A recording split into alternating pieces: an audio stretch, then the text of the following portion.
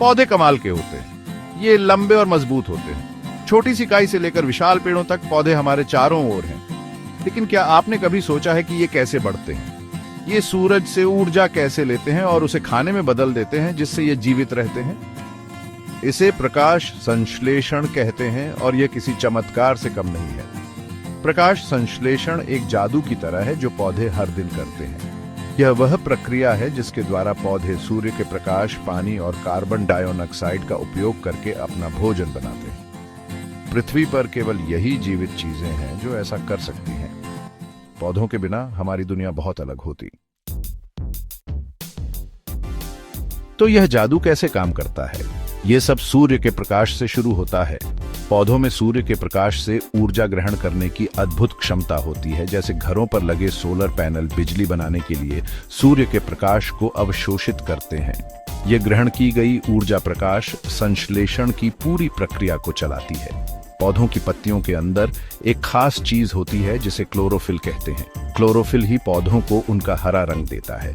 लेकिन इससे भी महत्वपूर्ण बात यह है कि यह पौधों को सूर्य के प्रकाश को अवशोषित करने में मदद करता है। क्लोरोफिल को पौधों की दुनिया का सोलर पैनल समझो। एक बार जब क्लोरोफिल सूर्य के प्रकाश की ऊर्जा को ग्रहण कर लेता है तो पौधा इसे पानी के साथ मिला देता है, जिसे वह अपनी जड़ों के माध्यम से मिट्टी से अवशोषित करता है। और कार्बन डाइऑक्साइड, जिसे वह अपनी पत्तियों में छोटे छोटे छिद्रों, जिन्हें रंध्र कहते हैं, के माध्यम से हवा से लेता है। इन तीन चीजों के साथ सूर्य का प्रकाश, पानी और कार्बन डाइऑक्साइड पौधा अपना भोजन बनाने के लिए तैयार है। प्रकाश संश्लेषण की प्रक्रिया एक 2 अंकीय नाटक की तरह है। पहले अंक को प्रकाश आश्रित अभिक्रियाएं कहते हैं। जैसा कि नाम से पता चलता है, प्रक्रिया के इस भाग के लिए प्रकाश का होना बहुत जरूरी है। याद है क्लोरोफिल, हमारे पौधे का सोलर पैनल? यही इसका कमाल होता है। जब सूर्य का प्रकाश पत्तियों के अंदर क्लोरोफिल से टकराता है तो यह पौधे को ऊर्जावान बनाता है। इस ऊर्जा का उपयोग पानी के अणुओं को हाइड्रोजन और ऑक्सीजन में विभाजित करने के लिए किया जाता है। अब ऑक्सीजन हमारे मनुष्यों के सांस लेने के लिए बहुत महत्वपूर्ण है और शुक्र है कि पौधे प्रकाश संश्लेषण के उपोत्पाद के रूप में इस ऑक्सीजन को वापस हवा में छोड़ देते हैं। लेकिन कहानी यहीं खत्म नहीं होती। विभाजित पानी के अणुओं से हाइड्रोजन परमाणुओं को ऐसे ही नहीं छोड़ा जाता है। वे हमारे नाटक के अगले चरण के लिए महत्वपूर्ण हैं, जहां पौधा उनका उपयोग अपना भोजन बनाने के लिए करेगा। हमारे प्रकाश संश्लेषण नाटक के दूसरे अंक को केल्विन चक्र कहते हैं और यह सब भोजन बनाने के बारे में है।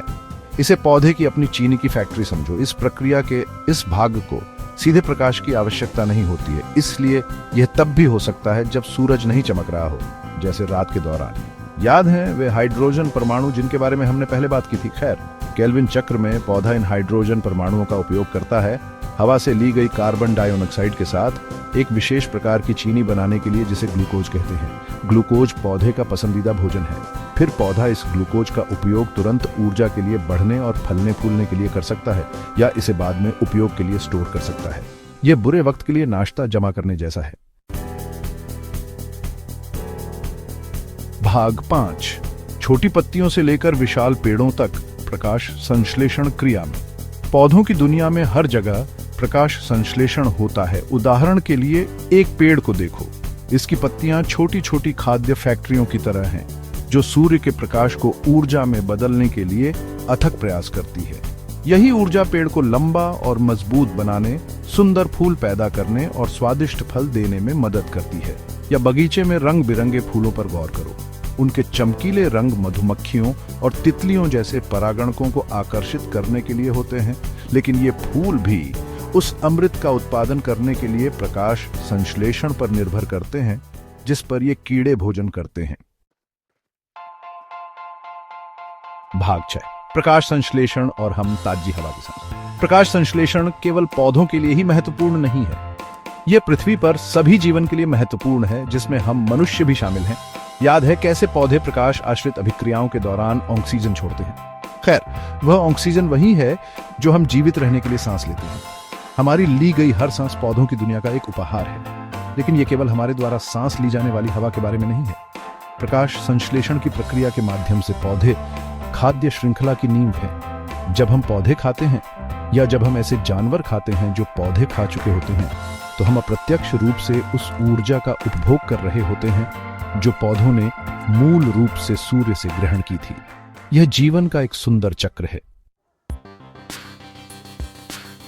भाग 7, वैश्विक प्रभाव, प्रकाश संश्लेषण और पृथ्वी की जलवायु।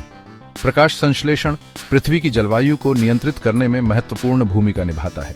जैसे ही पौधे प्रकाश संश्लेषण में उपयोग करने के लिए वातावरण से कार्बन डाइऑक्साइड अवशोषित करते हैं, वे हवा में इस ग्रीन हाउस गैस की मात्रा को कम करने में मदद करते हैं। यह अविश्वसनीय रूप से महत्वपूर्ण है क्योंकि वातावरण में कार्बन डाइऑक्साइड का उच्च स्तर ग्लोबल वार्मिंग में योगदान देता है।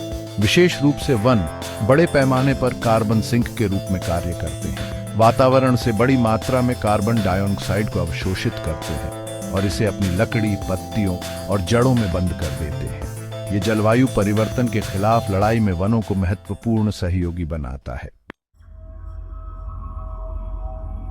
भाग 8, खतरे में प्रकाश संश्लेषण हमारे हरे सहयोगियों के लिए खतरा। दुर्भाग्य से मानवीय गतिविधियां हमारे ग्रह के पौधों के स्वास्थ्य और प्रभावी ढंग से प्रकाश संश्लेषण करने की उनकी क्षमता के लिए खतरा पैदा कर रही हैं। वनों की कटाई, प्रदूषण और जलवायु परिवर्तन सभी पौधों के जीवन पर भारी दबाव डाल रहे हैं। जब हम पेड़ काटते हैं या जंगलों को नष्ट करते हैं, तो हम न केवल मूल्यवान कार्बन सिंक को हटा रहे हैं, बल्कि ऑक्सीजन पैदा करने की ग्रह की क्षमता को भी कम कर रहे हैं और अनगिनत प्रजातियों के लिए आवश्यक आवास प्रदान करते हैं। यह एक खतरनाक चक्र है जिसे हमें तोड़ने की जरूरत है। भाग 9, हरे चमत्कार की रक्षा करना, प्रकाश संश्लेषण के संरक्षण में हमारी भूमिका। हमारे ग्रह का भविष्य प्रकाश संश्लेषण की निरंतर सफलता पर बहुत अधिक निर्भर करता है। हमें अपने हरे सहयोगियों की रक्षा करने और यह सुनिश्चित करने की आवश्यकता है कि वे आने वाली पीढ़ियों के लिए अपना जादू जारी रख सकें। हम सभी पेड़ लगाकर, अपने कार्बन पदचिह्न को कम करके, स्थायी प्रथाओं का समर्थन करके और पौधों के महत्व और प्रकाश संश्लेषण की अविश्वसनीय प्रक्रिया के बारे में जागरूकता फैलाकर अपनी भूमिका निभा सकते हैं। इस हरे चमत्कार को संरक्षित करने की दिशा में हर छोटा प्रयास मायने रखता है जो हम सभी का भरण पोषण करता है।